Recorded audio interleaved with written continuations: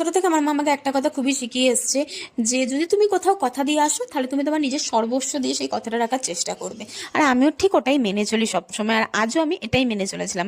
আজকে আমার 7 ডে শাড়ি চ্যালেঞ্জের পঞ্চম দিন ছিল, কিন্তু শরীরের কন্ডিশন এতটাই খারাপ ছিল, ভেবেছিলাম ভিডিও হয়তো উঠে দাঁড়িয়ে করতেই পারবো না, কিন্তু ওই যে কমিটমেন্ট ফার্স্ট, মন থেকে এলো যে না, যেমন হোক তেমন করি, কিন্তু করি, তাতে অ্যাটলিস্ট চ্যালেঞ্জটা আমার কমপ্লিট হবে, কথা দেওয়াটা কমপ্লিট হবে। আর এখানে আমি পরে নিয়েছিলাম মায়ের একটা শাড়ি। এই শাড়িটা আমি লাস্ট সরস্বতী পুজোর দিন পরেছিলাম। সেদিনকে যেমন সেজেছিলাম ভেবেছিলাম আজও ঠিক সেরকমই সাজবো, কিন্তু ওই যে শরীরটা আমাকে সাথ দিল না। তবুও আমি কোনোভাবে রেডি হয়েছিলাম, হালকা কাজল, হালকা লিপস্টিক, আর এই কানেরটার হারটা পরে।